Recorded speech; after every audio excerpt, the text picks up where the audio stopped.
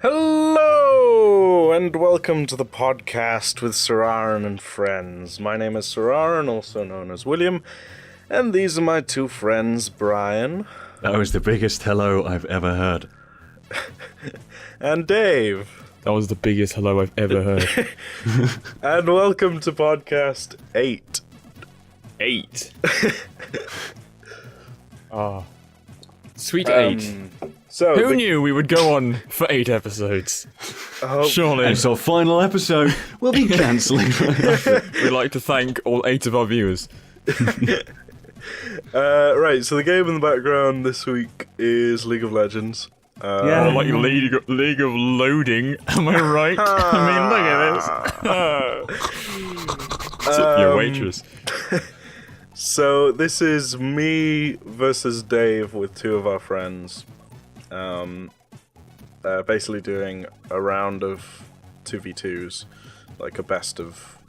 What was it, a best of 5? Yeah. Yeah. Spoiler alert, Will does shite. Yeah, I'm not great at League of Legends. None of us are really, but it's... Well, I don't know. let's just He's throw that cramping back his style, man. There's a reason I win all my games rather than one. Yeah, so this is something that me and Dave started doing about 2 weeks ago now. Yeah.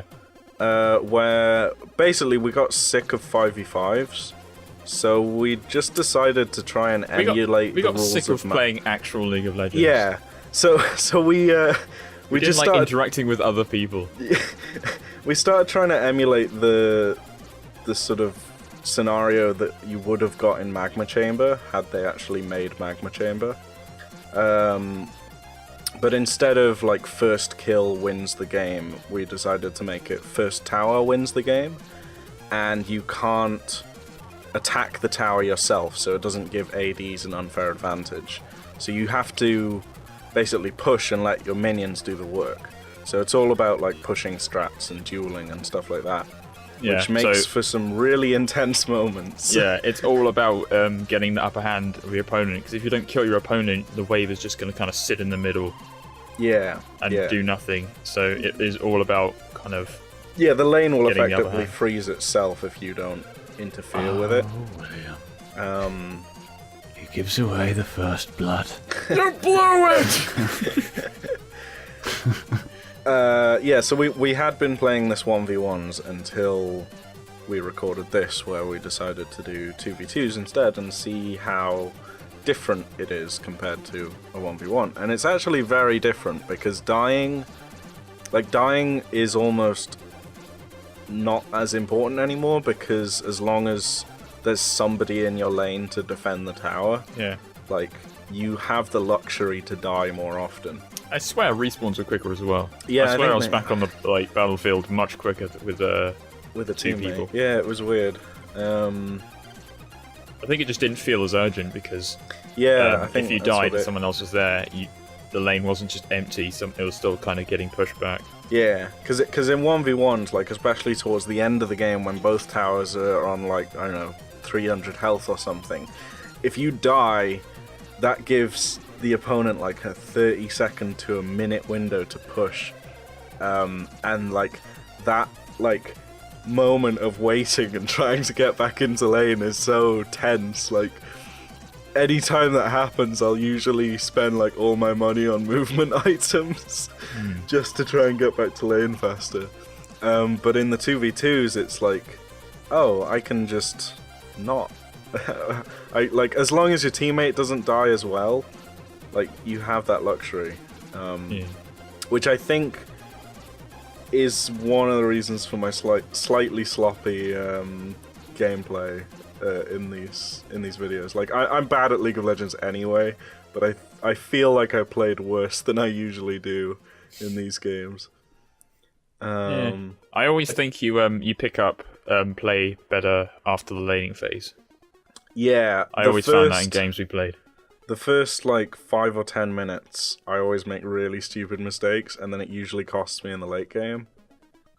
Like a lot of our 1v1s, I'd just try and level 3 duel you and then fail, and it would fuck up my entire game.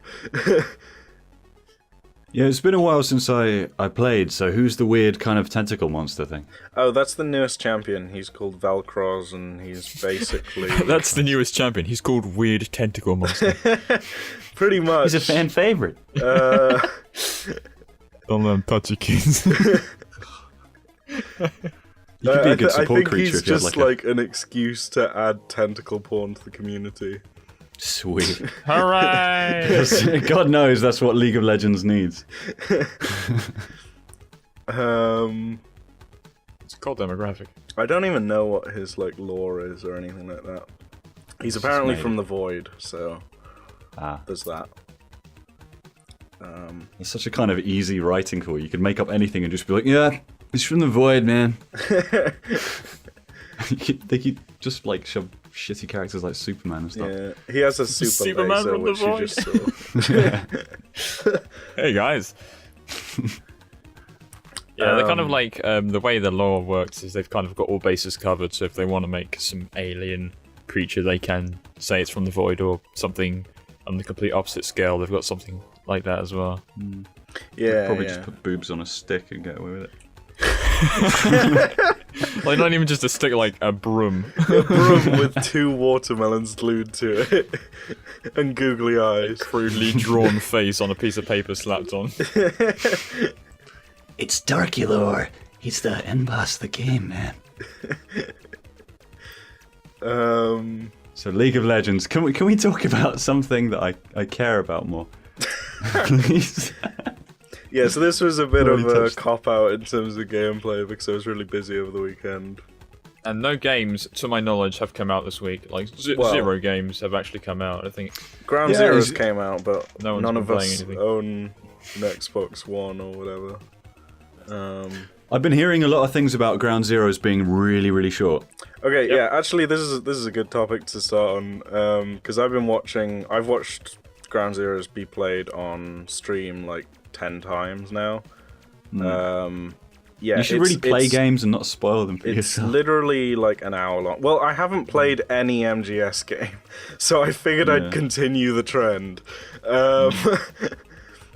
Okay, so it's between an hour and 2 hours if you're playing it for the first time. Really? And I imagine with practice you could probably speedrun it in less than 20 minutes. That's shit. And how much does it retail for? £20?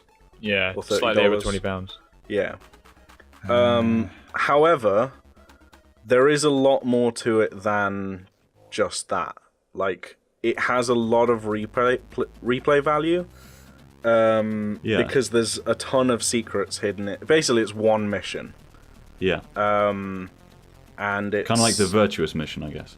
Yeah. Basically, you have to rescue 2 of your comrades from Peace Walker, who have been captured for some reason. Yeah,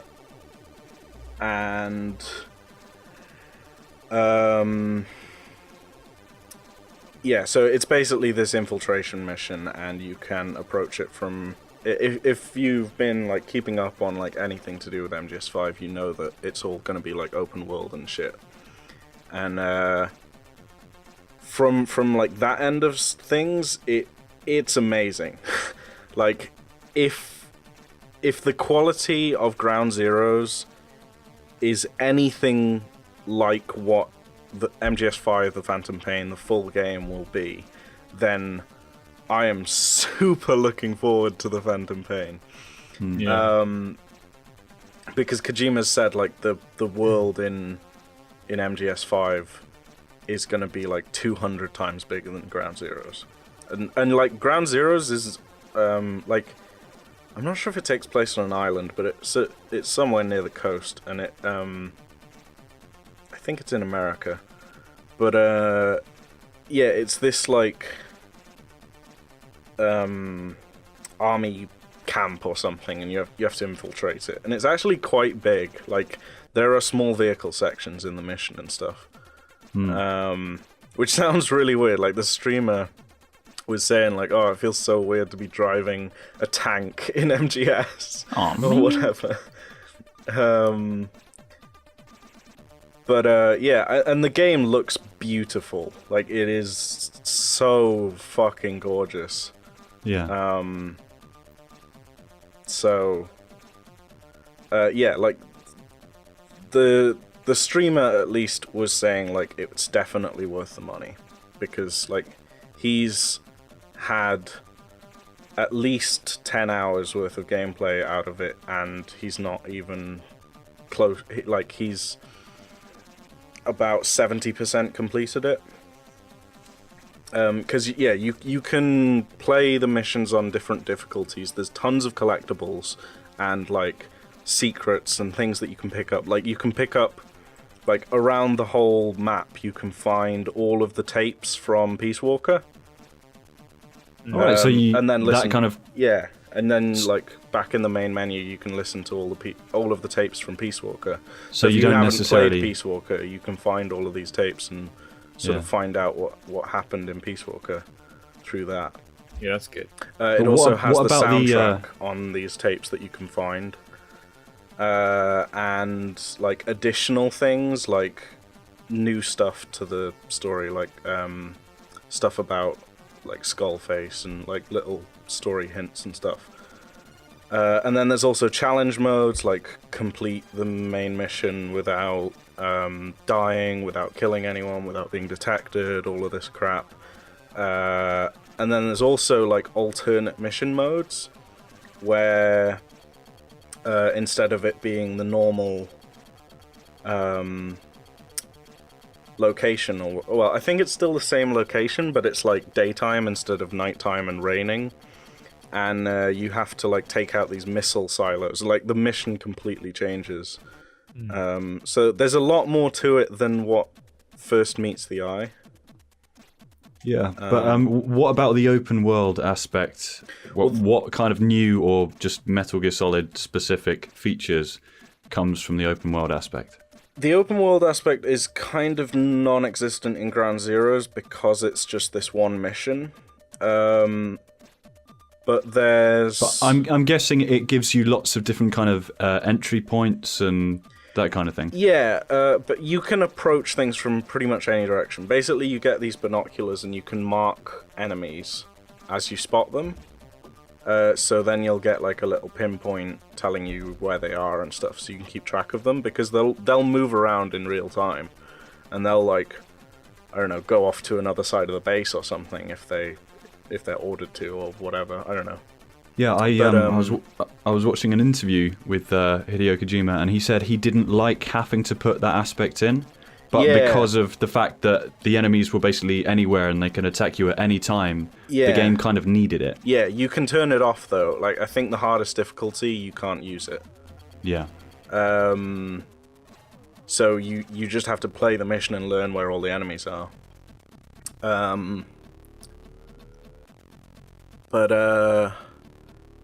Yeah, like you there's a whole host of weapons, and like basically you can approach it any way you want to, I feel. Like, if you want to try and go balls deep and kill everyone, then you can try and do that. You'll probably fail, but there's nothing stopping you.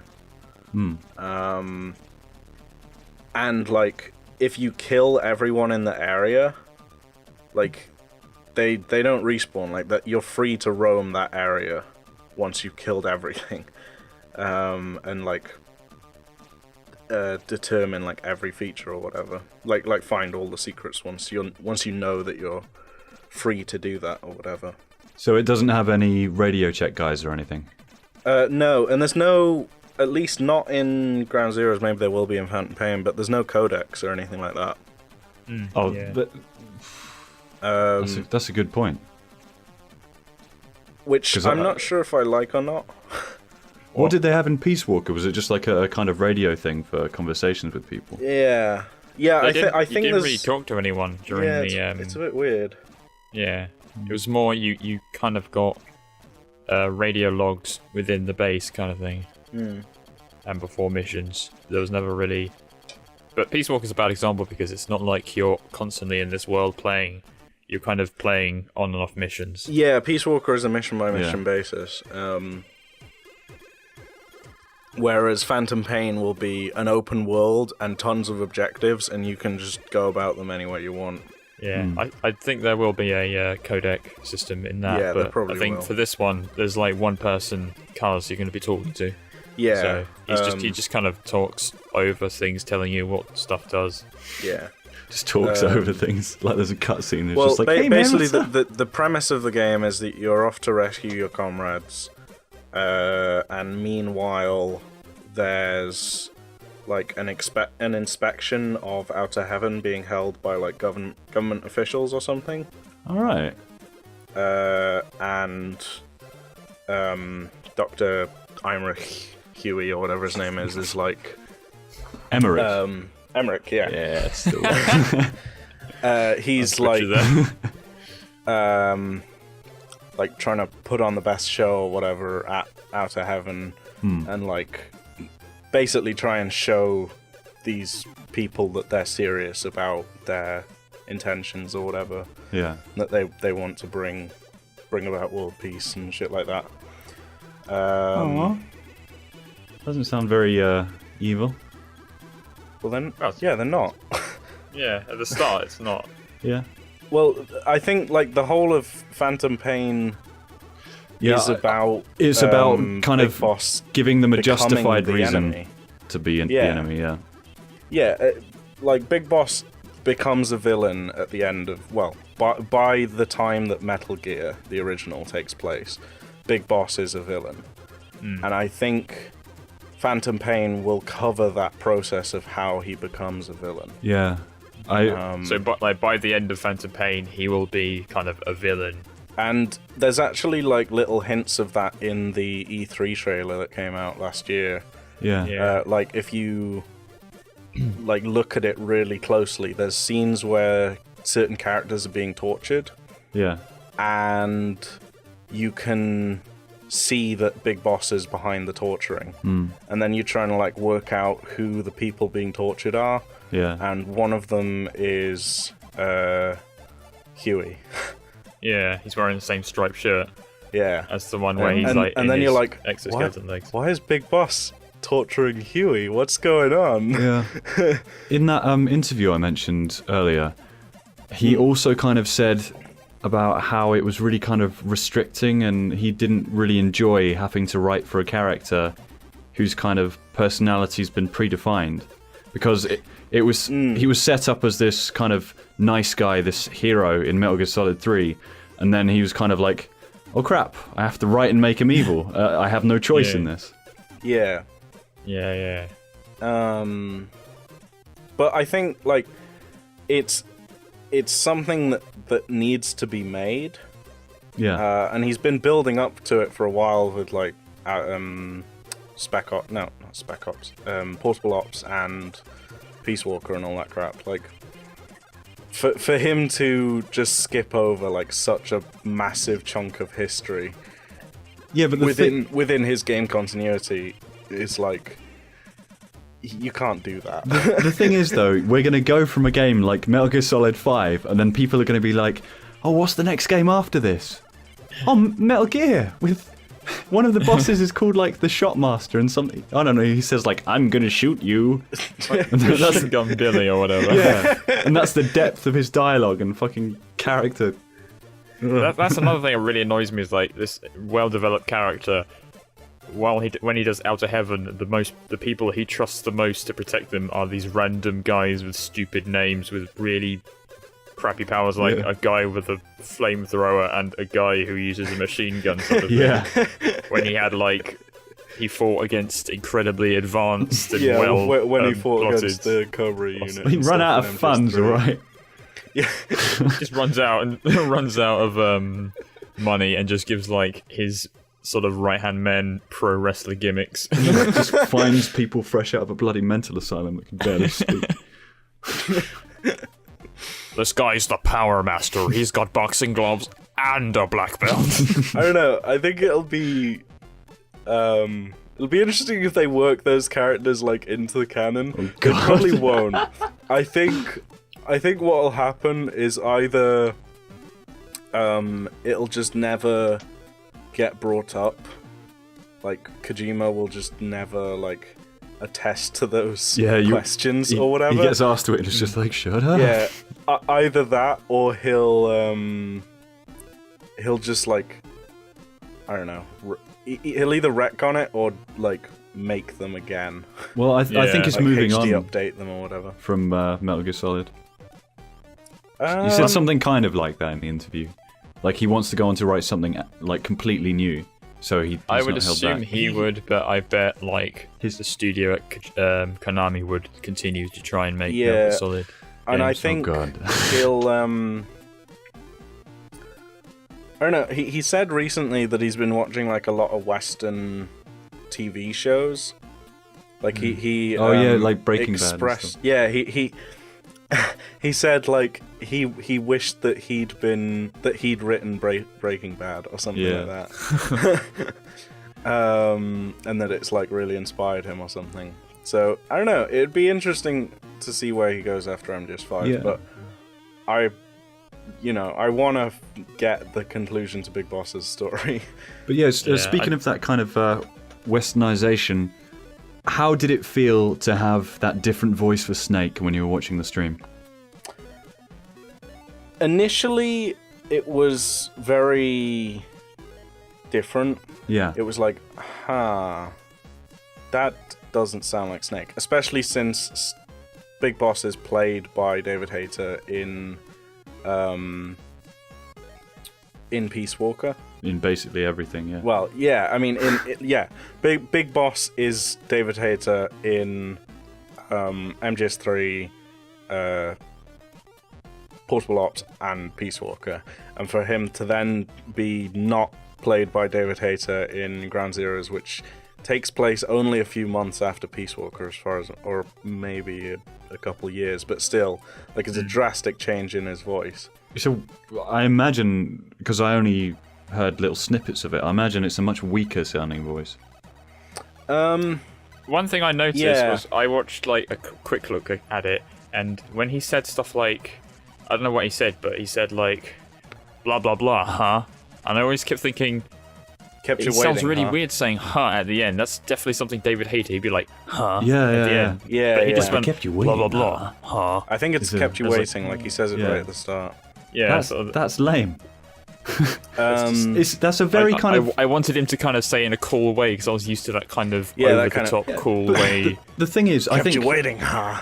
I think that catchphrase is basically, that's a very kind of Japanese mannerism to have those little phrases and everything, and obviously the translated version sounds kind of weird, but it sounds right in Snake's voice. But then having this man who's like the epitome of like Hollywood blockbuster films saying such a kind of Japanese thing. I think this game is more Western than it is Japanese now. It's definitely more like even how Big Boss looks now. He's got a more rounded face compared to Metal Gear Solid 3, where, not being racial, but he's got a very sharp pointed face. Yeah. Like a very sharp nose, sharp chin, fine jawline sort of thing. If it's the same interview that you're talking about that I'm thinking of, then he also like said that because the game's being developed in California, and like Japanese people have criticized that, saying like, oh, it's not gonna be the same or whatever. And he responded by saying that he wants it to be like open to people from all cultures or whatever. And I think, I don't know, I feel like what's his name? The new voice actor. Kiefer Sutherland or something. Yeah. He brings a more serious tone to the game, and it is a much more serious game. Like, it approaches some very dark topics. So I think from that point of view, like, it's an appropriate voice. It just feels out of place on that character. Yeah. If that makes sense. Like, if this was a new character, it would be fine. But because we're so used to Snake being David Hayter, like... Yeah. I think it's because there was no transition, it just kind of happens. It's not like at the end of MGS4 when Big Boss shows up and he's played by. When I played it, whoever I had to mute him and read the lines in my Snake impression. It Really? pissed me. Yeah, it really pissed me But off. he's like fucking 90 years old or something like that. That'd be That really one weird if it makes was just sense. Yeah, like- but I mean, if it was you like- know the difference in his voice in Metal Gear Solid 4 already. It's like a massive difference from earlier ones, and he could soften that voice, or make it even more kind of gravelly. But he would be talking to himself then. that doesn't bother Which me. would be dumb. It would be dumb. It's not dumb. If he has the talent and the ability to alter his voice in a way that it would be doable, it would be listenable. I don't care how talented he be. It's just the thought of him doing it's that. the thought of him talking to himself. You could do it in anime, like Crispin Freeman does it a lot in like the various things that he's voiced. With his... this is going to sound really dickish, but with his, like, one voice. No, like Crispin. Voice actor catfight. Crispin Freeman, like He's got I a good don't voice, like. but- I'm not a huge fan of him, but Yeah. he's in a lot of things that would surprise you. Like he plays a lot of like child characters in weird, obscure animes. Yeah, but it always has that Crispin Freeman feel to it. No matter where he goes, it follows him around. Well, whatever. I'm just thinking of an anime with a child with just Crispin Yeah, Freeman's like generic big voice, just like, fucking voice. "Hello there." I really Greenbelt. like all of the other voice acting in MGS5 is like superb. So I feel like, you know, Kiefer Sutherland doesn't do a bad job of like delivering the lines or whatever. So I feel if you can just get over like the transition, I can't. or if you can get over the fact that there wasn't a decent transition between Yeah. this voice change, then like I think he still plays the role well. Yeah. I think like by the end of Peace Walker, David Hayter should have started sounding more sort of gravelly, kind of almost like the old Snake voice Yeah. from Metal Gear Solid 4, because he is kind of getting a bit, "Oh, what am I doing?" instead of just, "What's going on?" Yeah. It's just he needs to kind of Metal Gear. his voice needs to fit his attitude, and at that time his attitude is pretty shitty Yeah. because he's a man lost in war sort of thing. I'll tell you that the one voice that I don't like, and it really annoys me that I don't like it because I only started noticing it after you pointed it out in a podcast, is Tara Strong playing Paz. Ha ha ha ha ha. I hadn't realised Tara Strong played Paz until you pointed it out, and now I can't stop hearing Yeah. Twilight Sparkle from fucking Yep. My Little Pony. Or Timmy Turner, or all Yeah, those or Timmy fucking Turner, other voices. or, like, Is it Timmy fucking- Turner's voice? Just like anyone. Yep. Anyone that Tara Strong has ever played, and it's like with a Puerto Rican accent or something. I got with a that bad from Puerto Rican accent. Yeah. I got that from the voice actress who does the boss. It's the same voice actress who does the anchor from Family Guy, the female news anchor from Family Guy. Thanks for ruining Metal Gear and Solid 3 for me. I had not noticed that because I I don't can't- fucking watch Family. I can't actually not listen to her without just thinking of just like a sarcastic anchor. I love her voice in Metal Gear Solid 3. And it's just different enough for me It's- to be able to be okay with her being in Family Guy as well. It's a really good voice. Yeah. She's a really good character in general. The bit that always surprises me is what's her name? The woman that plays Dr. Strangelove is she also plays, what's her name? She plays another character in the MGS series Yeah. who has a slightly completely British different accent? accent. Yeah, what's her name? Yeah, Dr. Strangelove has like a really British accent, like stereotypical. Oh, is it the Naomi Campbell? Naomi Campbell. Ugh. Yeah. And then she So you plays... can't use your weapons on that floor. She plays somebody else in the MGS series who has a completely different accent. Yeah. I think I don't know. It's not Ava. I think it's somebody in Peace Walker. No, it can't be somebody in Peace Walker. Somebody in an older MGS game. Anyway, and then she's like an American, and she does this really good British accent, which is so like. Wait, it's an American actress doing a British accent, and it's good. Yeah, which is it's a really good British accent, which you almost never see. Yeah, that's not uncommon though. No, that's not uncommon.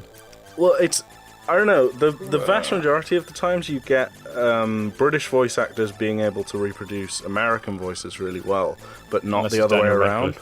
His American accent is hilariously gravelly. I don't think I've heard it. Still, it's quite unique. Right. Have you ever heard Sean Bean's American accent? It's the fucking worst. Sean Bean. I don't think I have. Have you seen Silent Hill movie? Oh, yeah. Yeah, it's the fucking worst accent. But no, alright. Which American actresses or American actors do good English voices? Just hit us up with someone. Because I'm genuinely curious. The only one that I can think of off the top of my head is the woman that plays Dr. Strangelove. But that's only because I've been watching MGS streams for the last 5 days. Trying to think who else. There aren't that many people though. I know. I wouldn't think it's like a very hard thing to do, but I think it's almost the same as us trying to do an American accent. The difference, I think, is that they find it harder to like get rid of their like American colloquialisms. Well, I think they find it harder to do kind of more serious English accents because they're always really, really posh. They can't handle like the regional accents. Midlands or I think what it is if I would try to do an American accent, I can do a really funny, crazy American accent. But as soon as I would do something serious, it would sound weird. Yeah. And I bet that's the opposite for people doing British ones. That they can do being serious British really good, but as soon as they try and be like crazy British, they just can't do it, or it starts sounding slightly more overly Western. Stereotypical. Yeah. And and I think there's little, like I said, colloquialisms, like the way that Americans say leisure, they say it leisure and stuff. And I've heard American voice actors do that, where they're like using a British accent and then they say leisure in a British accent. The only one that annoys me, especially with Brian, was British voice actors that use the word route instead of route. I do that. That annoys me. That part. There's a part in Gears of War, I think 2, where instead of saying we're en route, he says we're en route. No, nobody says that. Ugh. Yeah, that really gets my. Anyway, fucking Ground Zeroes. It looks really good, and if it reflects the quality of what MGS5 will be, the full game, and it runs in 60 frames a second, which is what all console games should do. And like I said, it looks fucking gorgeous. Like, it's one of the most like realistic looking games I've seen in a very long time. They spent absolutely ages on that engine. It's just a shame that it's coming out. Is it console only? Yeah, I think so. Yeah. Oh man, I would have got it if it was on PC, and I think there's a lot of sort of buzz with fans asking Metal Gear Solid 5 to be on PC by the time it comes out, or at least like a year or so after it comes out. Yeah, because I remember like vividly when they did the teaser for the engine. There was a part where Kojima's playing like the Xbox version, because it was like, wow, Metal Gear Solid on Xbox 360. And he puts down the Xbox controller on a table, and the table is like a row of controllers and a mouse and keyboard next to them. Yeah. Like just placed there, and he picks up a PlayStation controller and starts playing on that one. Yeah. And I was like, there's a freaking reason there's a freaking mouse and keyboard just sitting there. Yeah, this is on the console, man.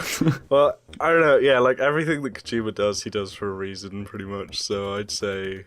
There's some deep government conspiracy behind that keyboard.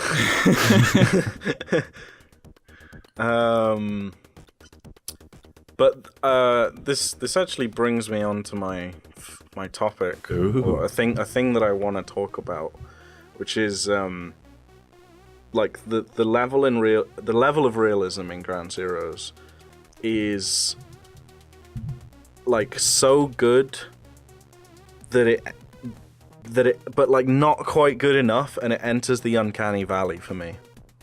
Uncanny Valley. Define this. Okay, so the Uncanny Valley is a pretty well-known psychological term. It's basically where something gets more and more realistic or approaches reality, there is a point just before reality where it dips like drastically on a graph in terms of like how humans like perceive it and respond to it. And it's called the Uncanny Valley because it makes like a massive valley in a graph. And it's basically where something goes from looking cute or realistic or like whatever to looking fucking horrifying before it looks realistic. How do you mean horrifying? Examples of, I don't know, there's stuff like when people build robots with human faces and it doesn't quite look human. Yeah. And it takes you to this weird place mentally. So it's kind of like when you're looking at it, because it's so real but so kind of unreal, there's like a subconscious aspect where you're like, wait, yeah, is that real? There's some aspect of it which doesn't sink it. Like, it looks real in every respect, and then it does something, or there's one aspect of it which doesn't fit in with reality. It breaks the immersion. Like, I don't know, the way it blinks or the way it responds to stuff. And yeah, it breaks immersion basically, and it takes you to the Uncanny Valley. MGS5 doesn't do that to me in terms of graphics. Like, the graphics are basically perfect, and as far as I'm concerned, or as far as like most people that I have spoken to and talked to and respect say, like, we're pretty much at the limit of graphical capabilities in gaming at this point. Like, by the end of this generation, it's, well, there's only so much you can do, okay? Like, you are never going to achieve realistic, you know, like, you're never going to be able to simulate life, basically. At least not without, like... %? At least not without, like, Are we talking Matrix here? Yeah, not without, like, chemicals and, the point like, where you couldn't tell the in difference between that and real yeah, life. I mean, there's an entire bracket of psychology that is saying that we're living in the future and that everything is a simulation, but I don't even want to go there. What I'm saying is that, like, in terms of just, like, physical appearance, with the exception of, like, slightly improving lighting engines, modeling and texturing has basically reached its limit. Did you see the screenshot of the Fox engine where they rendered their meeting room, and then they put a photo of the meeting room and the render of their meeting room using the engine, and you can't tell the difference because they don't label it? Yeah. That is awesome. I haven't seen that exactly, but I've seen stuff like that. Like, I follow a lot of 3D artists. I'll show you that, and maybe you can put it on. All right, sure. Send it to me after the podcast. It is completely uncanny. Yeah. Because you don't know which one is which, and that is me, like, sitting there and trying to pinpoint what makes it not look like a photo. Yeah. So stuff like that, and I follow a lot of 3D artists on various sites like CG Hub and CG Community and stuff, and you see a lot of stuff like that on the forums where people are like trying to chase after photorealism, and it reaches a point where you actually can't tell the difference anymore, and something looks like a photograph, and then you read like made in ZBrush, and you're like, what the fuck? Yeah. I think in terms of humans, you can do that. Yeah. In terms of scenery, you can't. So, like, scenery and stuff like that, like, but there's a certain, like, especially with video games, there's a certain element of, like, your mind filling in blanks. So, like, if something, and I get this a lot playing older games, that, like, if something doesn't quite fit, like, either there isn't lip sync at all, or the lip sync is bad, or the geometry of the landscape is very... like, you can literally see the polygons in the stones or whatever. Like, you can get over that because your mind fills in the blanks. And it almost makes it an aesthetic. So, yeah, basically my point is that, like, graphics, they might get better, but they're not a factor anymore. Like, because you can do stylization, because basically there's no limitations anymore. Like, the innovations in terms of, like, aesthetics and graphics in past years were brought out because of limitations of the engine or whatever.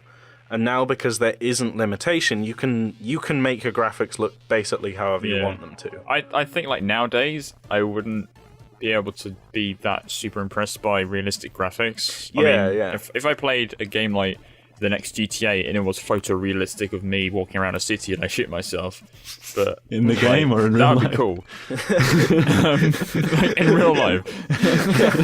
Like that, I'd still be impressed by that. But like, if I saw a next gen game looking realistic, I won't like drop the controller and be like, Magnus. it'll just be, that's a sharp looking game sort of thing. Yeah, you would like applaud.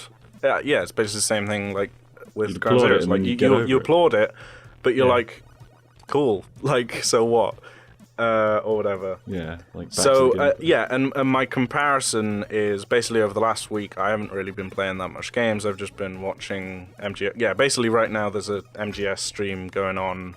Basically the same thing as a couple months back, where the same people are playing through all the MGS games in chronological order for like 150 hours plus, which is ridiculous. But why are they doing that? It's been my life for the last few days. Because they're just like super fans of MGS and they like doing it when they've got the time to. Well, how many people kind of tag in? It's two streamers. That basically swap with the time zones. I'm glad I'm not in them. Europe and one of them's in America. I can't imagine that being fun. Yeah, they basically play for about 15 to 20 hours straight. Then one of them goes to bed and they switch streamers.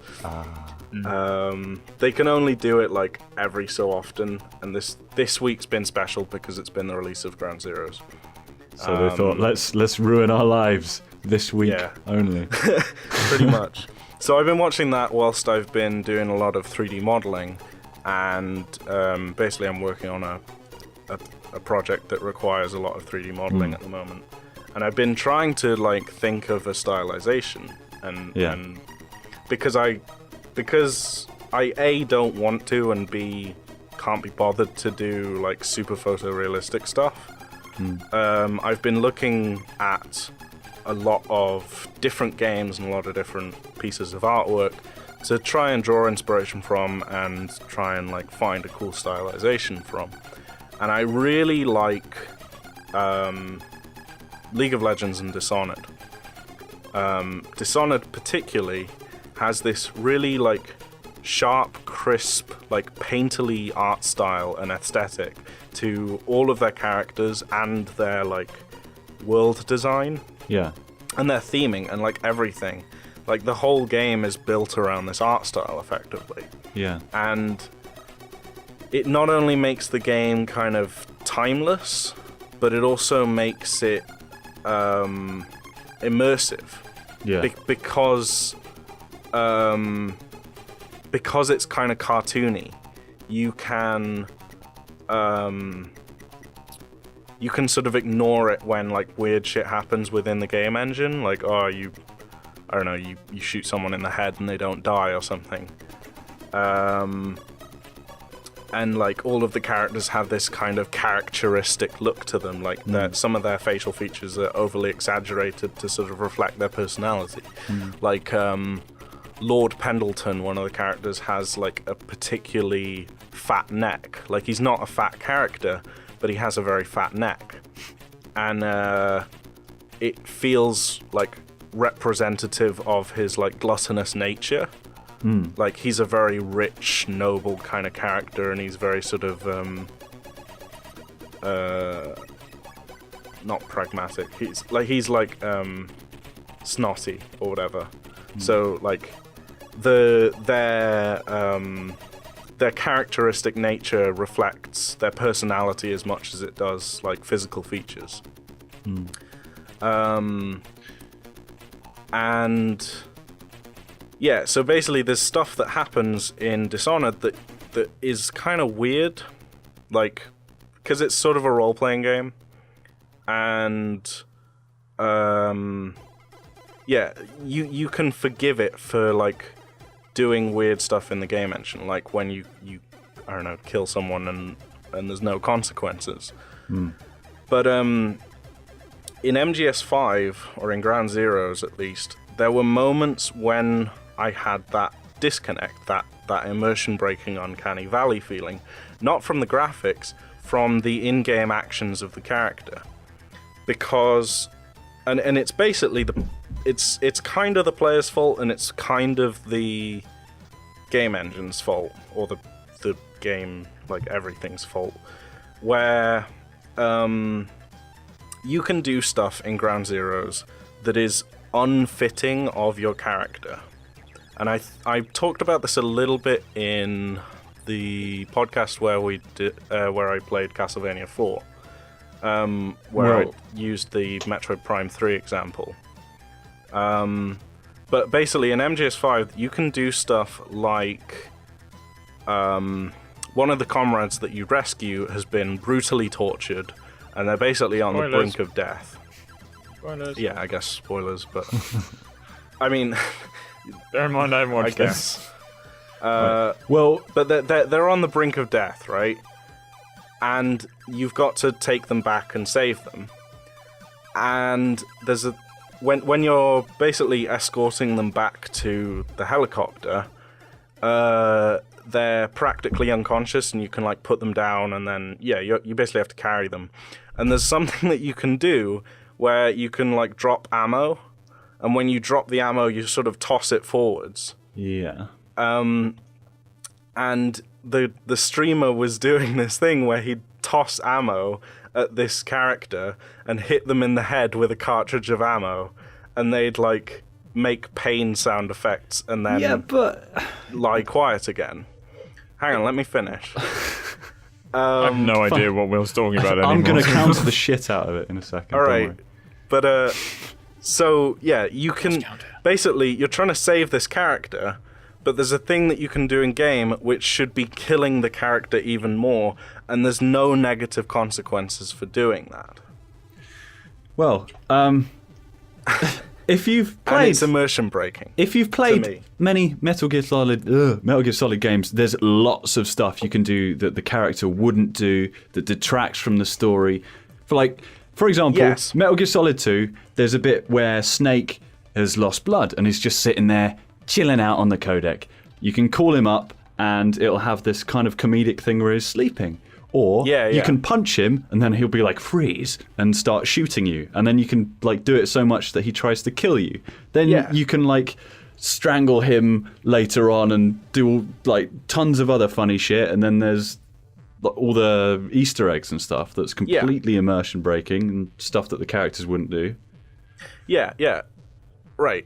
So I have a counter to this as well, or just a sort of thing to add to what I was saying, which is like linking to where I started this, which was the graphics and the sense of realism and the sense of like seriousness. The tone of this whole game, MGS5, is way more serious than Metal Gear Solid 2.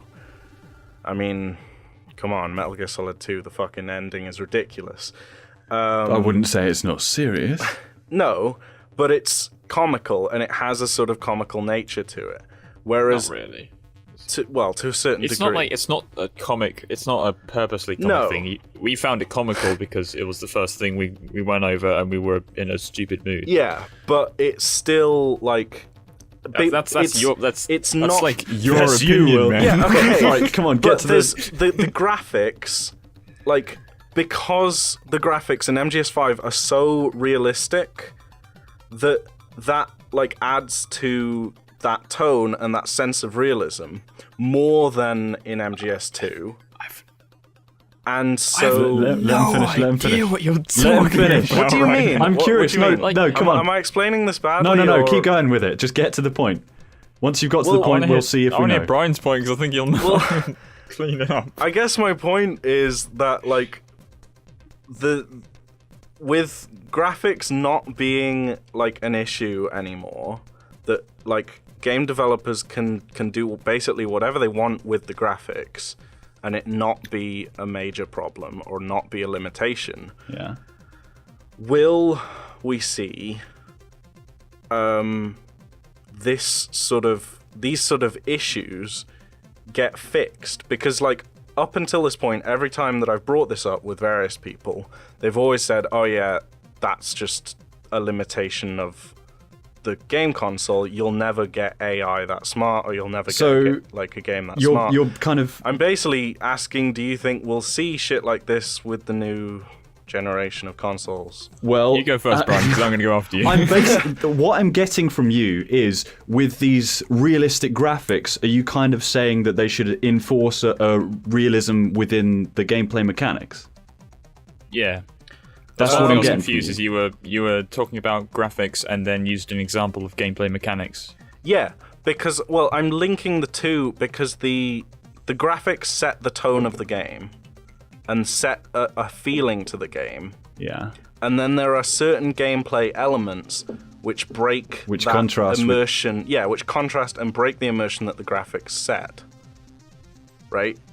Like, it has this super serious tone, but then you can throw cartridges of ammo at the person that you're trying to rescue, and there's no consequences for doing that. It's gone away from the arcadey graphics. So with the kind of arcadey aspects of like chucking ammo and the funny animations and reactions that they have, you're basically just saying it's not fitting. You can get over that stuff when the graphics aren't like when the graphics aren't super realistic, I feel, because it has a sort of aesthetic to it. But when it's trying to be super realistic and super serious, and there's no repercussions for doing stupid things, it's immersion breaking and it's annoying. Well, to me, my simple response is it's just, specifically to me, it's not that big a deal. Yeah, I'm going to say immersion is purely a personal outlook, and to be honest, I haven't been... And like, immersion is a stupid word anyway, because you can't judge a game through immersion. It's not a stupid word, but it's a stupid theory of judging a game. It varies on your kind of mindset when you're playing the game, I guess. I played Gone Home, and that was the closest, like the last game I was truly immersed. Like I was like slightly tearing up halfway through, and then was like, that was nice. That was a nice game, and like then I suddenly the game like closed, and I just sat there for a second and thought, I spent the last 2 hours playing that without thinking. Yeah. But I'd never like play a game like Metal Gear Solid and get into this like gripping story and then throw a magazine at a person and watch him fall over like a banana peel and go, what have I done? Like, that just doesn't happen. It's just, and regardless if it's a realistic game, I don't think immersion is that important for it to just have to be serious for the whole I don't know. thing. I think immersion is maybe the wrong word there, but I think like my direct comparison is to tabletop gaming. Where... Well, before you get into that point, okay, I'd just like to say with games like Metal Gear Solid and lots of other games, they're broken up between obviously the gameplay controlled by the player and the cutscenes, and where story and immersion is concerned, I think that the gameplay is a secondary aspect. Like, if you consider the narrative aspects that are present in the gameplay, whether your character can scratch his arse or not doesn't really detract too much from it. Yeah.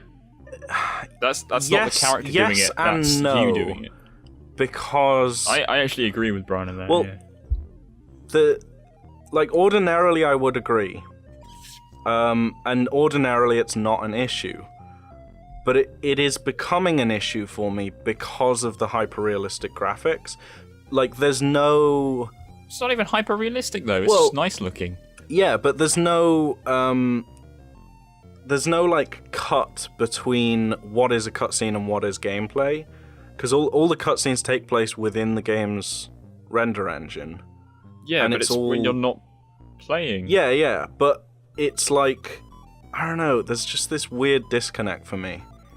Well, I don't know. I'd probably have to play it. Yeah. To get a feel for what you're on about. Yeah, I don't ever would ever find that a problem. Ever. I don't know. I think it's just like if you did that in a cutscene, I would be like, "What the fuck is going on?" But since you're doing it in a game, it's doing it in gameplay. It's irresponsibility of control over a character on the player's side of things, and it's like that's the problem with watching someone else play it. I guess. But it's like when you have a cutscene and you're walking with someone while you're having a cutscene, and you could just easily walk away, and he's still talking to nothing, and you're just like, I'm just gonna look at this thing while he walks and talks, and he's gonna do nothing, and then he's gonna turn around and be like, "You're gonna follow me? You're gonna follow me?" And I'm just gonna walk over here. That's my choice, and if that happened in a cutscene, I'd be confused as fuck. Something that I can kind of relate to that is when I was playing Jedi Knight Jedi Academy on the PC, there's console commands where you can spawn monsters or kill NPCs if you know their name. And there was this cutscene where he was talking to this entire room of people. He'd talk to one person, I'd kill them, so they'd be like, "Ugh!" And then he'd carry on talking, and I'd spawn a massive monster that started eating people in the background. That's immersion breaking, but but that's also breaking the game. Yeah, a little bit. I guess, my direct comparison is to tabletop gaming, where if you do something like that, the GM punishes you. Like, there's no fail state. The game, like, if you kill a major NPC in a tabletop game, there's no fail state. The game carries on. Yeah, but the thing is, but you get punished for it. That's because it's affecting other players, though. Yeah, but I imagine with tabletop gaming, you also have aspects where you're not talking as the character, and you're just talking as you to someone else, like saying, "Pass me the crisps." That's basically the gameplay aspect, and the cutscene aspect is when you're talking in character with the GM. No, the gameplay of a tabletop role-playing game is the role-playing. That's a bad example of the role-playing thing. No, not really. It's not because, like a video game. Well, video games are trying to be like tabletop role-playing games, though. They have been for generations. Yeah, but in which case, where does this is lost between you talking about the graphics? Then, if we're talking about because the graphics are the graphics are an element of gameplay, right? No. Well, they are an element of like the game's theming? Yeah, theming and stuff. Right? And you get that in a tabletop RPG as well. Not in the form of graphics, but in the form of like the way that the GM like sets everything up or whatever. I don't know. I feel like I'm explaining this really badly, and I made a ton of notes on it because this is like something that I've been thinking about like all week pretty much. Well, I appreciate what you're trying to get across, but it isn't coming across as clearly as I imagine you'd hoped. Talking about things that have been going on for a week, what have you been playing, Brian? Well, I've been playing Dragon's Dogma. I mean, Thanks, everybody. Another podcast. No, I have been playing Dark Souls 2, and Jesus fucking Christ, is it good? I love it. It's been a long time. It's so good. It is amazing. The character creation's fucking horrible. And you can have beards now. Yeah, you can, but most of them look. I bet every single player in PvP is gonna have a beard now. Yeah, I saw a surprising amount of phantoms, like when you can summon them or when you just see them by bonfires, with like bright green and bright red hair. And I wanted to strangle those players, but you can't. Because I bet their character's called like XX_sniper skill XX, like just like the gamer tag. Whereas I tried to make like a really realistic looking character, and I try to genuinely get really immersed in games like class did you choose? Well, because I'm a massive hipster, and I like to play games like these, not as uniquely as possible, but I like to play them different to how I imagine other people to do it. So. You know the classes, you get like Knight, Warrior, Swordsman, Bandit and all this stuff. The Adventurer. Yeah, I chose the Explorer. Holy shit, I actually predicted it. Yeah. I remember watching like the first episode of Let's Play to see the character creation, and I saw that and thought, that's something Brian would play. I would have chosen Cleric if I hadn't done that in Dark Souls 1. But yeah, the Explorer basically has shit stats, apart from resistances, and just gets tons of like slightly helpful items. Yeah, he gets like item find. Yeah, and he gets like a Faris's Lockstone, which helps you. Like you can use it on little puzzle things that show you hidden walls and things like that. Do you still get deprived? Yeah. Yeah. Nobody plays as them. I play as deprived. They'd be super hard in this one. Yeah. Deprived. Because something that I have found with choosing the Explorer is I come to the second boss and I need to level up a lot more and improve my stats. Yeah, stats are so much more important now. Like what the first like maybe 10 levels are incredibly vital to actually like you have to sit down and plan what equipments you're going to use and leveling up to that sort of the requirements to use the items. Because I've kind of some of them are really strict at the start. Yeah, I've been basically I want to play as a swordsman, but not. You know, like when you think Dark Souls, you think a guy in massive knight armor with a two-handed sword. I don't want to do that. I want to be just a kind of generic swordsman, and the current weapon that he's using is an S-stock, and that requires 12 strength, 12 dexterity. So he's very kind of balanced in that respect, and it took a lot of levels to get there, because Explorer starts off with 6 strength, 6 dexterity, which is pretty damn bad. And that's 12 levels to get there. Yeah, basically. Yes. But, anything you guys want to ask me about? How many times have you died? Well, it's kind of annoying because at the start, there's a kind of tutorial-y area. And the first time I did it with my first character, who was fucking ugly, I did everything perfectly because I played it with Dark Souls 1 experience in mind. I was like, alright, if I do this, that's going to happen. How am I going to get away? How am I going to survive? Because there's like this Cyclops ogre thing that's staring at a corpse with an item. First time I did it, absolutely fine. I kicked him in the arse and he was like, ugh. And as he turned around, I ran, got the item and then buggered off. But the second time, I forgot to do that and I thought, I'll just run in, grab it. And when you do that, he picks you up and eats you. So that was my first death with my proper character. And speaking of those ogre guys, there is a part in the tutorial area where there's a coffin that you get in. Oh, I've heard about this. Yeah, I got in it. Your gender. Yeah, I completely forgot about hearing about it. So I got in it and I was like, oh, sweet, maybe it'll take me to a covenant like in the first one. He comes back. I'm like, oh, nothing's changed. I run away, look at my character, and I'm like, no. I spent ages in character creation to make him look good, and he was a woman. So I was basically chatting to my brother, and I was like, all right, I've got to get my cock back. I run back, try and get into the thing, but because I'm so desperate and I'm not kind of thinking properly, I get killed. And I'm like, shit, okay, not a big deal, I'll just come back, get my souls again, all right. Run back round to the coffin, get killed again. Happens about 3 more times, and I'm just like, I want to be a man again. God damn it. I want to be a man. And yeah, I eventually get my cock back, but it takes a lot of tries. So you can just does do it it for free? Generate a female version of your character using like the same hair color? I imagine it uses the same slider values. Yeah. So she looked kind of similar. If you made like a skinny man, you'd come back a skinny woman. If they had like a very pointy nose, they'd probably have a... I wish it just maintained the beard if you had from that. Well, it's stupid because it maintains your name as well.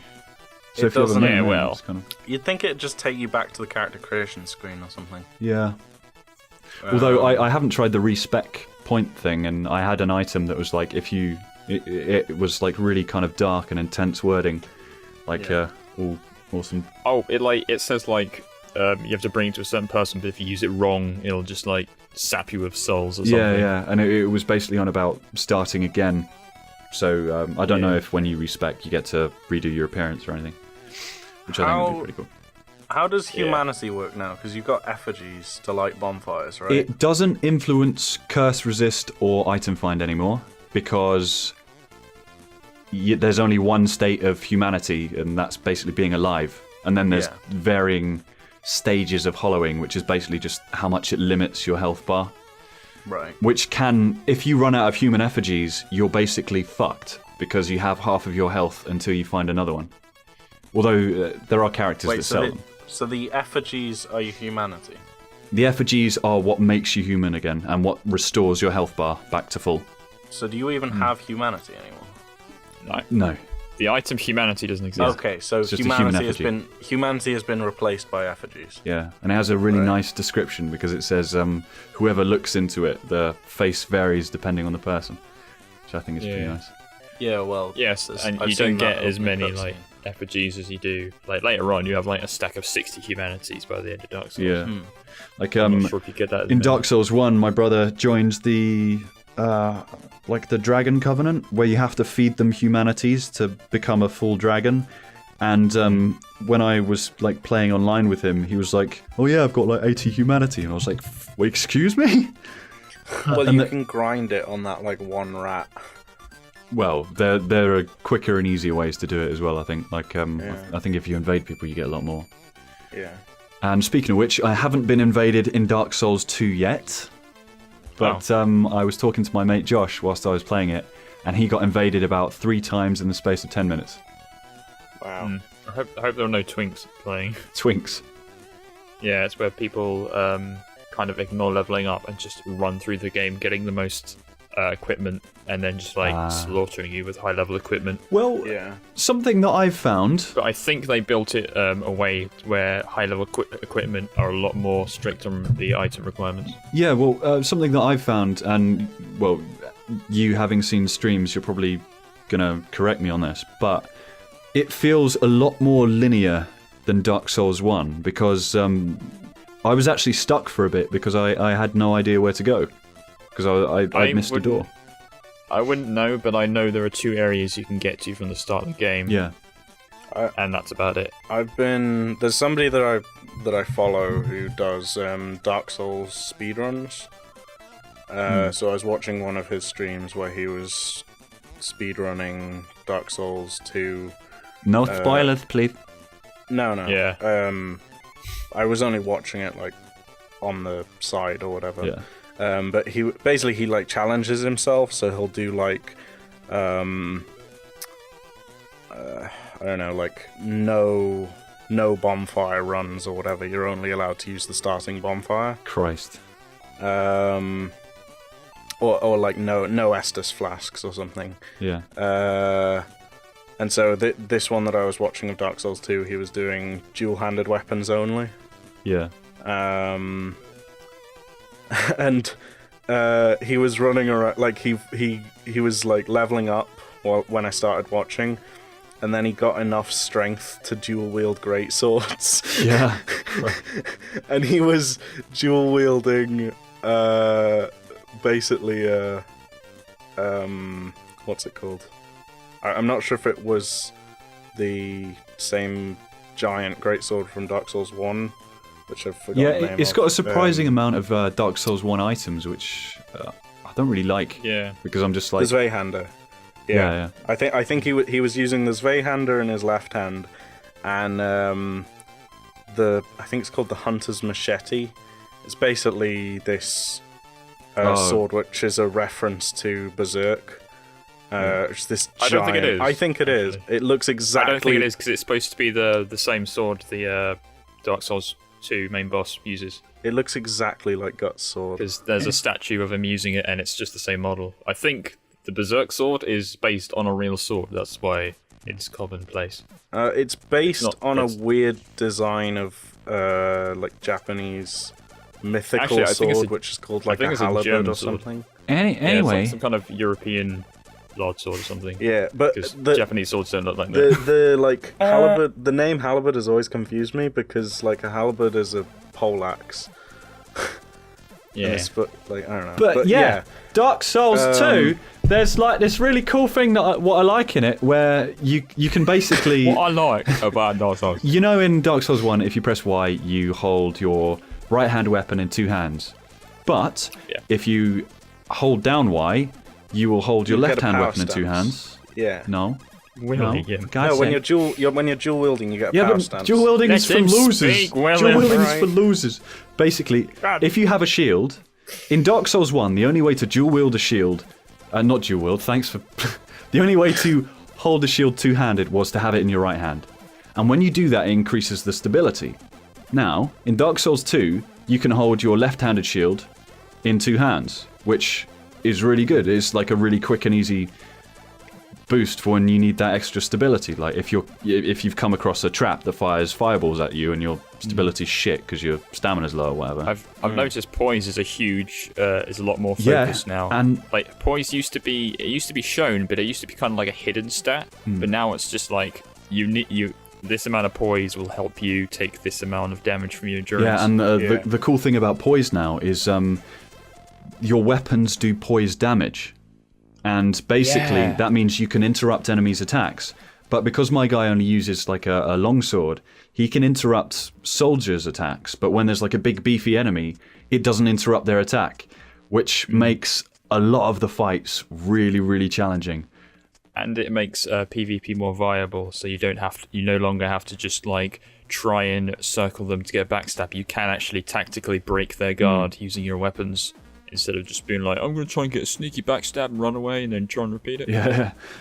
So you can actually fight face to face now, and if you're stupid enough to just guard or turtle, you're just going to get your ass handed to you. Yeah. Like, the combat in Dark Souls 2 is absolutely fucking flawless. I love it. They've perfected the shit out of the engine. Because, I'll tell you something that I realised recently whilst playing Dark Souls 1, and hopefully you can still do it in Dark Souls 2. And I really appreciate it because I've always wanted to do it in any game, is dual wield shields. Yeah, I'm pretty sure you can. It's not effective, but it's funny as hell to walk around with a shield in each hand. Well, and there's like no other game I can think of that lets you do that. I know in Dark Souls 1 there's the bone wheel shield, which is a more aggressive shield that actually has a decent-ish attack. Oh, it like spins and it like cuts into, doesn't it? So if you had something like that in Dark Souls 2, you could do that. I really want that guy I was talking about to do a speed run of dual wielding shields. Yeah. He did a Dark Souls 1 of just a shield. Yeah, I've seen videos of a guy with just two shields. And he used I can't remember his name. It's like Lopos or something. Yeah, Lobos June or something. Yeah, I'm so glad I have it. It is such a good game. When's it coming out on PC? 25th of April. Oh, jeez, that's like a month away. Yeah, I found it. I might just. I'm kind of like just sitting around waiting for it to pre-order, or just sitting around to see if I'll find a cheaper copy to download. Oh yeah. I'm not sure if I mentioned it in the last stream. Well, I think I vaguely did, but you know, I said that Peter Serafinovich is a character in there. Yeah. And I was worried that it would detract from it too much. Yeah. I recognised his voice instantly, but he does a damn good job. Was he the guy who gives you the white soapstone? Yeah. He's mild-mannered Pate. Right. Yeah. The guy at the gate. Yeah. And there's also there's an actress that I recognise because I recognise her accent. But again, it's really weird. It almost feels as though these actors have kind of gone through this treatment where they just come out and they're these kind of depressing Dark Souls people. They do a great job. I absolutely love the old woman merchant who like begs you to buy something. And she's like, don't make me beg, buy something. It's so good. I love the voice acting. Well, the only gripe I have with the voice acting is, you know the soldier by the bonfire in Dark Souls? The really depressed one. Oh, him. Yeah. He's basically in Dark Souls 2 with a different name slapped on him. His personality and voice is exactly the same. It's different. It's like more detailed and different armor. Oh, but he has the same role. He's basically. They talk about him as basically like a foresight version of you, where if you suck, you're going to be depressed and give up. Like his story in Dark Souls 1 is so fucking sad. Because he basically gets given exactly the same task that you did, and he fails at he fails to even ring the first bell. And like as you progress, he gets more and more depressed because you go back and talk to him, and he's like, "Oh, you managed to ring the first bell, did you? Well, you'll never get the second bell." And then you ring the second bell, and he's like, "Oh, you rang the second bell." And then the ancient serpent is like, "You are the chosen one. You will become the next king to herald the Dark Age." and he just gets super depressed. And then there's a point in the game where he disappears, and it's theorized that he just goes and kills himself. I found him hollow down in New Londo. Yeah, he attacks you. Yeah. That was funny. I was walking along to get to the ghost area, and he just like ran at me. I was like, "What is this guy doing?" But it's really sad. There's something in Dark Souls 2, because with the trailers, they were basically saying you're going to die, and you're going to die a lot, and it's gonna fucking suck. The characters in the game are basically like, you're gonna die. Good luck beating this game, faggot. Yeah. Basically, every single character pushes that on you. You'll give up at some point or something. And instead of being the chosen undead, you're now the cursed. You're now this little shitty thing that can just go more hollow and hollow, like the more killed you get. And NPCs just call you travelers. And basically when I was stuck, I was kind of walking around, and my mindset was just so like, oh my god, what the fuck? And I was just like smashing pots and stuff, and I was like, if my character wasn't controlled by me and he had a consciousness of his own, this would be him going hollow. Yeah. I like the idea of you choosing explorers, kind of lore friendly as well, because like he's forcing himself to learn combat just to stay alive, sort of thing. Yeah. And I felt it kind of it went with me coming from Dark Souls 1 and my character having like these little extra things like the throwing knives and the Faris's Lockstone. It was kind of like me knowing things about the game and having like prior experience with the combat. Because I didn't get my ass kicked at the start, and I was approaching everything really kind of concisely and intelligently, and then I'd see these bloodstains and I'd activate them, and they died doing the stupid things that I avoided. Which I felt was really cool. That's one thing I'm interested when I play it, is how the game tries to trick the people who play Dark Souls, trying to predict Dark Souls.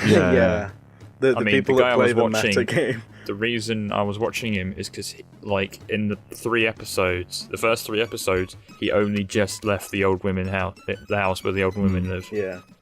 Like, he spent his sweet time, and I was like, oh, this is going to be quite good if he's just kind of just in the first area. He's probably going to die a lot as well.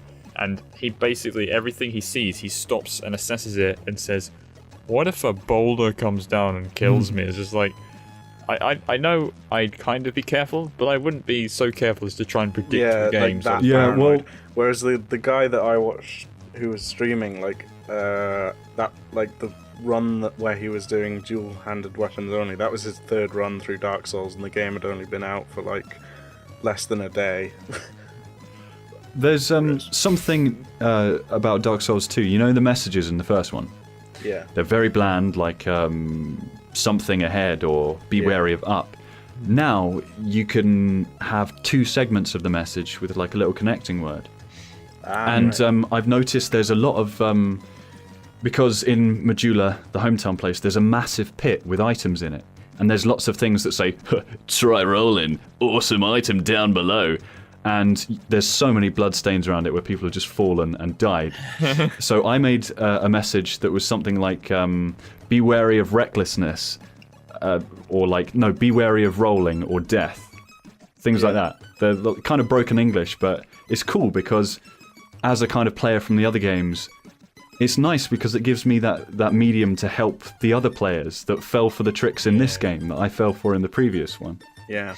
And at the same time, it also has really funny messages, because one of my favourite ones, by the woman from the trailer, the message just said, hurrah for horse, and then try woman. Because it manages to fit in like a nice little bestiality joke. And that had like 200 ratings. So what's the lore like in Dark Souls 2? Is it presented in as well of a way as Dark Souls 1? The basis is exactly the same. The basis is NPCs, which worried me. There's more cutscenes as well, like especially with the start, and that kind of only really sets the basis, because I still only at this point know that my objective is really kind of vague, and most of it is through like dialogue with the characters, and they have a lot of layers of dialogue. Like I was talking to that the knight by the monument in Majula. I was talking to him for a good couple of minutes. And then after he told me all of his story, well, not all of his story, like backgrounds of it, and I was piecing together things of his character. After all that, he was like, "Oh yeah, by the way, do you want to join this covenant?" And I was like, "Oh sweet." I was kind of rewarded for my curiosity. Patience. Yeah. Yeah. And the covenant that I found, it's the only covenant I know anything about. Is it's called the Way of the Blue, and it says that if I get invaded, someone will help me. So I think that there's if you get further in that covenant, you get like a blue cracked orb, which invades invaders, which I think is really cool. I'd love to have that as my covenant properly. There's like sort of a base area for that covenant, and it lets you kind of set up duels with other members of the Blue as well. Yeah, when I was talking to him, he was on about a cathedral, and he said that the way would be really hard to pass, and I was like, yeah, I'm gonna fucking. And I like how like there are differences of opinion in the covenants as well. Like one guy says that they're not all that, like they shouldn't be trusted. Yeah, because this covenant, from my own personal opinion as the character, I'm like, wow, these guys seem really nice. But then I was talking to the first merchant you come across, and he was saying how he's the guy's sitting down. Yeah, he was saying how he moved from his his home country to set up shop here because the Blue Sentinels, which is like another name for that covenant, were basically making them have to pay protection money and things like that. So, yes, it's really cool. Yeah, because I was worried that there would be too many NPCs. It doesn't feel as lonely, not the case, presumably. No, but they're all fucked up, so it's not comforting. Yeah, it does feel like it's a more inhabited world. Yeah, like inhabited by humans as well as hollows or near hollows. I like the little nod to Dark Souls 1 actually, like right at the start, where it's like the old woman like mentions what happened in Dark Souls 1, and she's like, "But you couldn't have been there, could you?" Yeah. It depends. I don't know if there's a time frame of how long. I think it's like 200 years or something. I think it's a lot of years afterwards because I can't remember precisely what they were on about, but it was on about something long in the past. And also the Estus Flask shards talk about something years and years ago, about how undead used to drink it and get some sort of comfort from it, and the shards are basically this slight remnant from that age that you use to upgrade your own one. Oh yeah, that's the point. How do they work now? Because it's like healing over time or something? Well, you get life gems, which I'm not sure if it was because I was an explorer or you just start off with a lot at the start. But yeah. Yeah, explorers start off with a bunch of items. I was gorging them like fuck because I only had one Estus Flask, and now I've gotten quite low on them. And basically life gems, they only heal you a little bit, and it is over time, but you consume them a lot quicker than the flask. And you, in the animation, you can walk about a tiny bit, but at the same time you have to kind of strategically plan when to take them. And then the Estus Flask, obviously there's a lot less of them, but it heals you almost instantly. And the animation's a lot longer, and it's a lot kind of riskier to drink it. Yeah, because you kind of like using a life gem, you can kind of just use one hand while you're walking to crush it. But using Estus, you kind of like stand in place and swig it. But so it's like almost the life gems are a lot more viable for boss fights than Estus. Well, I kind of find the life gems make exploration a lot more possible because in the first ones you have limited number of Estus Flasks, but the areas, they do seem a hell of a lot bigger than they were in Dark Souls 1. Like, there's so many different paths you can take. And with those life gems, you're able to take them all in one kind of bonfire sitting. Instead of just taking some Estus Flasks and being like, oh shit, I've got nothing. I'll have to like run away, respawn all those enemies, and then just come back. Yeah. Well, I've found that kind of... it's kind of weird how my perspective about the size of the Dark Souls world has shifted like whilst playing it. Because when I first started playing, I was like, oh my god, this world is huge. I can go anywhere I want. If I see a castle in the distance, I can just walk over there, and eventually I'll get there, and then I can explore a huge fucking castle.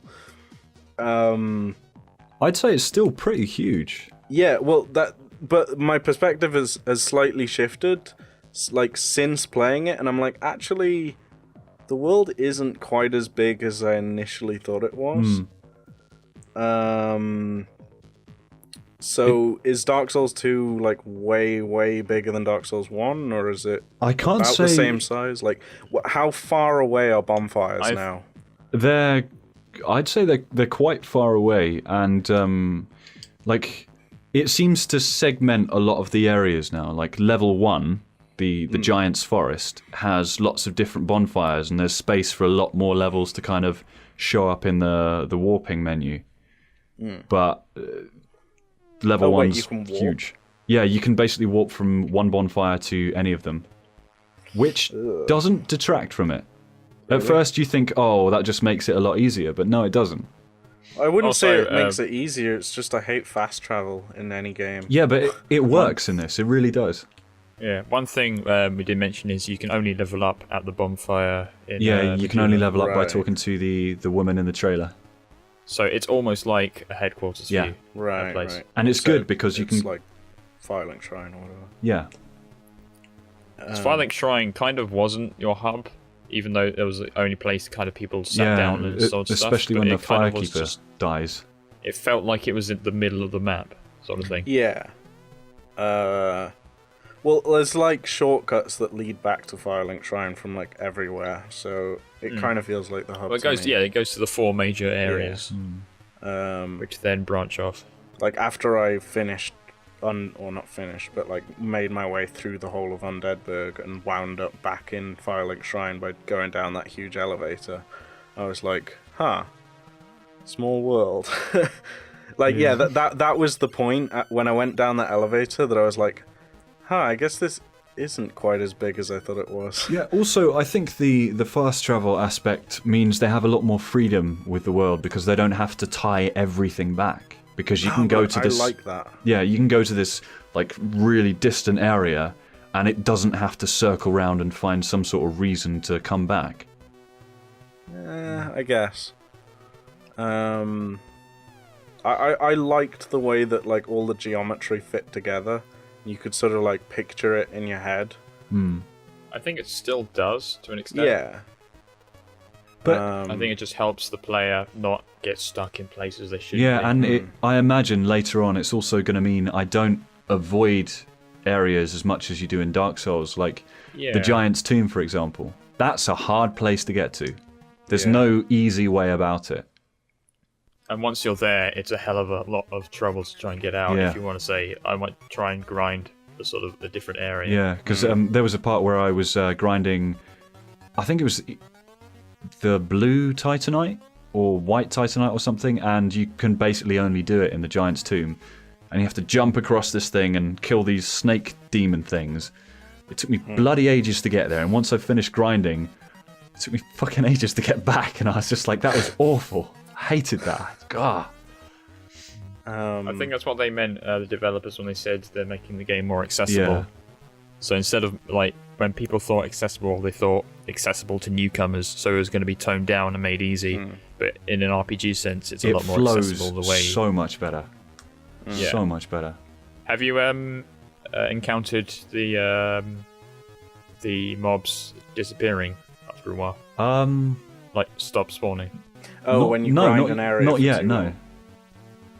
So I was worried they were going to like disappear too fast for me to care, but I think the way they've done it is still it helps progression, because chances are once you level up, you killing all those mobs become trash mobs where you get maybe like 50 souls a piece when you need like 3,000. Yeah. And you're just like, this is a waste of time, and then you can use that item to maybe level them up and get more souls. Yeah. So I don't think that's ever going to become an issue. Maybe like in the middle of the game when you're in a sweet spot and you need some levels, and suddenly they all disappear. But I don't see it becoming a problem. Speaking of that, when you beat the first boss, you get his soul. I think like you do with Quelaag and everything. And I wanted to keep it just to see what weapons I could make from it, but it reached a point where I haven't reached the point where I've actually had to grind. and I didn't really want to because I knew that the amount of souls that you get is really small compared to when you find like Nameless Soul of Undead and everything. So I kind of regrettably consumed the boss's soul and got like 6,000 souls, which was enough to level me up 3 times. But yeah, I haven't really had any problems with grinding or anything at the moment. The thing about the souls is because when you die and you lose your souls, and because the enemies don't stay there forever, the souls become like a lot more precious because you know at some point you're not going to have that comfort of grinding. So especially early on, if you lose your souls like maybe 2,000, which early on is a lot, it makes them far more valuable than just saying, "Oh, I just lost 2,000, I can just grind some more back."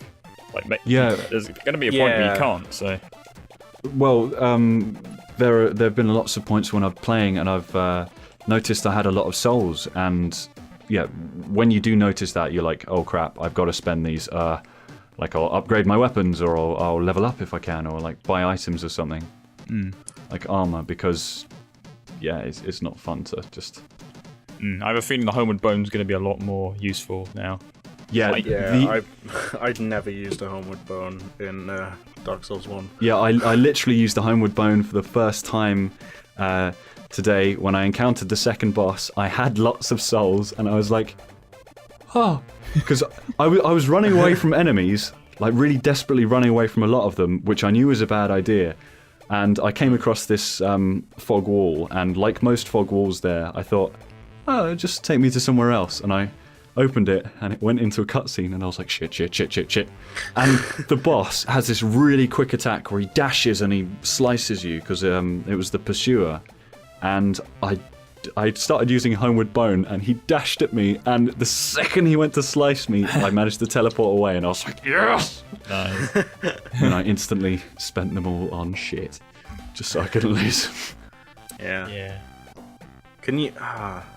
And no, that would make it too easy. I was going to say, is there like a banking system for souls? No. The fact that the your kind of hub area has so many merchants, there's always things to spend your souls on. So you never like sit on a pile of souls thinking you're going to get something, because there's always something to spend it on, and levels are so important in this. And the kind of support items like the throwing knives and the fire bombs, they're a lot more useful. Yeah. And that like used to just gain them, and just they sit there because after a while there was no point. You could just kill things much easier just using a weapon. And also weapons, like they get damaged a lot easier now. Yeah, I noticed that quite a lot, because I looked down at my my short sword and I was like, shit, it's almost destroyed. What the hell am I going to do in that situation? And it kind of makes you switch between weapons more. Like I'll switch between my, because I have a fire longsword and the S-stock, and I'll switch between them just so I don't get close to breaking any. Yeah. Cool. So, I think we're coming to the end now.